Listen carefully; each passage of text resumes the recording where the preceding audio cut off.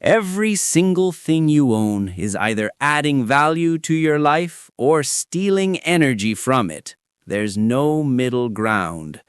And most people don't realize they're bleeding focus until it's too late. Your mind craves simplicity, but your habits keep feeding it noise. That ends today. I'm Takumi Yamamoto, and this is Japanese Minimalism Tips. In the next few minutes, you'll learn ancient Japanese practices that will transform how you think, act, and live. These aren't trends, they're proven systems that build unbreakable self-control. If you're ready to take back your life, hit that subscribe button right now and drop a comment telling me which habit you'll start with today. Let's get into it. The power of trading, not adding. Let's talk about a rule that rewires your entire relationship with stuff. It's called the swap principle. For every new thing you bring into your world, something old must leave. Simple, right? But this tiny rule creates massive shifts in how your brain operates. When you want to buy a new shirt, you first decide which old one gets donated. When you download a new app, you delete one that's been sitting unused. This isn't about being harsh on yourself. It's about building a filter in your mind that questions every addition before it happens. That split second of thinking, what do I let go of, breaks autopilot mode. It forces you to evaluate. Do I actually need this, or am I just reacting to an urge? Most of the time, the answer surprises you. You realize you don't need it at all. And that moment of clarity, that's your self-discipline muscle getting stronger. This method works because it creates balance automatically. You're not trying to resist everything. You're simply making space a requirement for entry. Over weeks and months, this trains your brain to value emptiness. And when you value space, you stop filling it with junk. People who practice this rule notice something interesting. They feel lighter, not just physically, but mentally. Their homes become easier to manage. Their choices become clearer. They stop shopping out of boredom because the cost isn't just money anymore. It's the effort of deciding what leaves. And that effort makes you think twice. If you're enjoying this, go ahead and tap that like button. It helps more people discover these ideas. And trust me, you'll want to share this with someone who needs it. Now let's go deeper. Choosing what stays, letting go of the rest. Most people hold on to things not because they're useful, but because letting go feels uncomfortable. There's guilt involved, there's nostalgia, there's the whisper that says, but I might need this someday. That voice keeps closets full and minds cluttered. The swap principle challenges that voice head on. Every time you consider bringing something new into your life, you're forced to confront what's already there. Is that jacket you haven't worn in 2 years really more valuable than the new one you need? Probably not. But without a system, you'd keep both and let the clutter grow. Physical mess creates mental mess. When your home is packed with things you don't use, your attention gets fragmented. You spend energy managing, organizing, and remembering where things are. That's energy you could be using to grow, to create, to focus on what matters. By letting go of one thing every time you add another, you're training yourself to make honest decisions. You're building the habit of release. And release is one of the most underrated forms of strength. It's not about loss, it's about making room for better. Try this with your workspace first. Add one new tool or notebook. Remove one old item. Even if it's small, you'll feel the shift. Your desk becomes intentional. Every object has earned its place. And when your environment reflects purpose, your actions start to match. This practice leaks into other areas too. You start questioning commitments. You start saying no to events that drain you. You realize that just like physical items, mental commitments need to be filtered. And the more you practice filtering, the more natural it becomes. Don't forget to subscribe to Japanese Minimalism Tips if you haven't yet. We post weekly strategies to help you live with less stress and more control. Now let's explore a concept that takes this even further. The art of quiet excellence. There's a Japanese idea called Shibui. It's about refinement without showing off. It's simplicity that runs so deep it doesn't need to announce itself.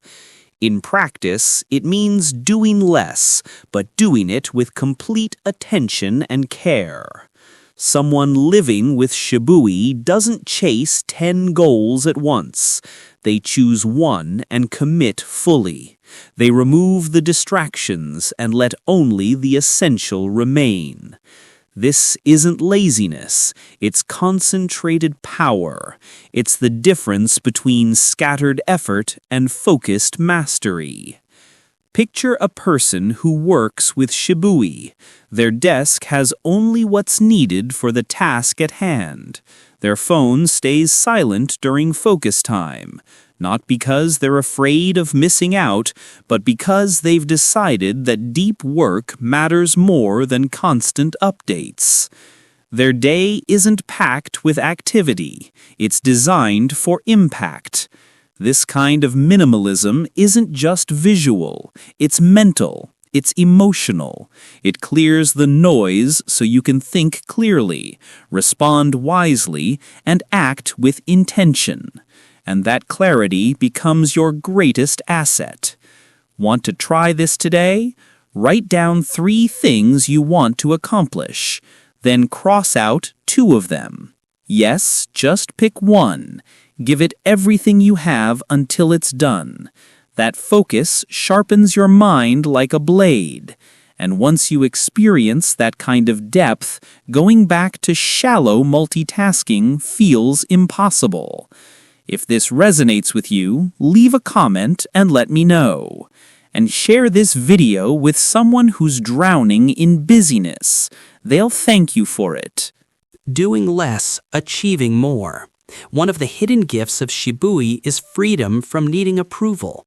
You're not performing for others. You're building quiet strength from the inside. While everyone else posts their hustle, you're training in silence. You're writing code that works flawlessly. You're learning skills that compound over time. And you're doing it without needing applause. People pack their schedules to feel important, but real importance isn't loud, it's effective. Shibui teaches that holding back isn't weakness, it's power in reserve. It's the ability to decline distractions without explaining yourself. You don't owe anyone proof of your work. You owe yourself peace. Next time someone asks you to take on something that doesn't align with your priorities, pause. Ask yourself, does this move me forward or just keep me busy? If it's the latter, politely say no. That single act of refusal builds your inner strength, and it creates space for what actually matters. Shibui turns everyday routines into focused rituals. A simple breakfast, a clean workspace, 10 minutes of stillness with no devices. These small moments create big results. The fewer inputs you allow, the more energy you keep for what's truly important. Take your morning as an example.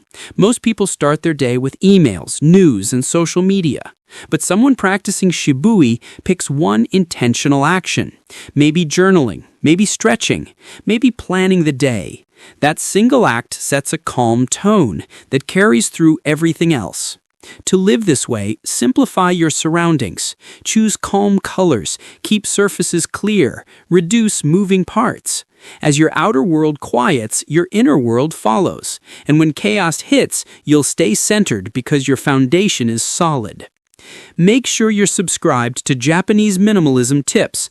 We're building a community of people who value depth over noise. Let's keep going. Protecting your most valuable resource. In Japanese minimalist culture, time isn't something you fill, it's something you honor. Time blocking is a practice that reflects this respect. Instead of reacting to whatever comes your way, you divide your day into clear, intentional sections. 1 block for deep work, one for rest, one for learning. No blending, just clean edges that create mental clarity. Most people feel busy without being productive. Time blocking fixes that. It trains your brain to focus completely on one thing, then release it when the block ends. No lingering worry, no tasks bleeding into each other. It's like putting invisible walls around your attention. Over time, you accomplish more in less time and with far less stress. To start, block out the first hour of your day. Use it for something that moves your life forward. Writing, planning, learning. Protect that hour like gold, because it is. You'll be amazed at how calm your day feels when your priorities are set early. And as you master your time, your self-control grows on its own. Every day we waste mental energy deciding what to do next. That's exhausting. With time blocking, those decisions are already made. At 10 in the morning, you don't wonder what to do. You do what the block says. That reduces decision fatigue and keeps your willpower strong. Japanese minimalism thrives on structure and flow. Time blocking brings both. Each block has one job, no confusion, no distraction. You move through your day like a calm river, not a wild storm. It also teaches you when to stop, which is just as important as when to start. Try creating a simple template. Morning focus from 8 to 10. Admin tasks from 10 to 11. Movement at noon. Creative work from 2 to 4. Even if you don't follow it perfectly, the structure creates momentum, and momentum builds consistency. If you're finding value in this, hit that like button and share this with your friends. We're just getting started. Designing a life that reflects your values. Time blocking isn't only about work, it's about what you care about. Want more time with family? Block it. Want to read daily? Block it. Japanese minimalism doesn't separate discipline from joy. They exist together. What you give time to grows. What you ignore fades. Time blocking is how you vote for the life you want, hour by hour. The beauty of this habit is that it removes guilt. You don't feel bad for resting when rest has its own block. You don't feel pulled in 5 directions because every hour has purpose. That peace of mind strengthens self-respect, and self-respect fuels self-control. It's a cycle that keeps you grounded. To build this rhythm, reflect every Sunday. Plan the week in blocks: work, learning, rest, connection. Don't overload it. Respect your limits. When your schedule honors your energy serves your schedule. And the deeper you practice this, the more you'll see that time is the truest mirror of your priorities. The habit that closes each day strong. In many Japanese homes, the day ends with a reset. Tidying the space, putting items back where they belong, closing the mental loop. It's not about perfection, it's about intentional closure. This habit, when done daily, creates a powerful sense of control. It signals to your brain, the day is complete, tomorrow starts fresh. Imagine doing a 10-minute sweep every night. Clear your desk, fold the blanket, wash the dishes. It sounds small, but it sends a strong message to your subconscious. You are in charge of your environment. And when your space feels organized, your mind follows. That's the root of long-term discipline. Try it tonight. Pick a trigger, like brushing your teeth, and follow it with a quick reset of your space. You'll sleep better, wake up clearer, and feel more capable. It's not just about cleanliness. It's about teaching your brain to finish strong. And those who finish strong start even stronger the next day. A daily reset becomes powerful, not because it's difficult, but because it's consistent. Repeating the same simple act every evening trains your mind to shift gears. Your body learns this is the time to slow down, reflect, and prepare. That rhythm reduces mental noise and builds emotional balance. This routine creates a feedback loop of stability. Even when life feels messy, this one habit grounds you. Whether your day was a success or a struggle, the reset gives it closure. That sense of order lowers stress and sharpens focus for tomorrow. It's not a grand gesture. It's a quiet commitment that rewires your discipline one night at a time. Subscribe to Japanese Minimalism tips if you want more practices like this, and comment below with your biggest takeaway so far. Creating space for what truly matters. When you reset your space daily, you're not just cleaning, you're making room for what's important. That empty desk becomes a platform for creativity. That folded laundry becomes a sign of self-respect. Japanese minimalism treats space as sacred, not because of tradition, but because emptiness creates focus. It removes the visual chaos that pulls your attention everywhere. A messy space leads to scattered thoughts, but a reset space invites calm. It helps you focus better in the morning, make fewer excuses, and feel more in control all day long. That ripple effect is intentional. It's designed. Discipline doesn't always look intense. Sometimes it looks like wiping down a counter. To apply this, start with one area, maybe your workspace. Each evening, clear it until only essentials remain. Over time, this becomes a keystone habit, one that supports all your other efforts. Because when your environment aligns with your goals, your behavior naturally follows. And once that becomes part of who you are, even your worst distractions lose their grip. Living with intention doesn't require perfection. It requires consistency. These Japanese minimalist practices, the swap principle, Shibui, time blocking, and daily resets, aren't complicated, they're simple. And that's exactly why they work. Start small. Pick one habit from today's video. Practice it for a week. Watch how it changes not just your space, but your mindset. And when you're ready, add another.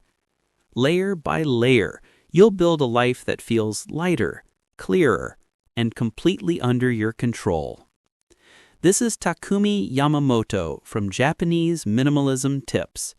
If you enjoyed this, subscribe and turn on notifications so you never miss a new strategy. Like this video if it helped you, share it with someone who needs it, and comment below. I read every single one. Your journey to simplicity starts now. Let's build it together.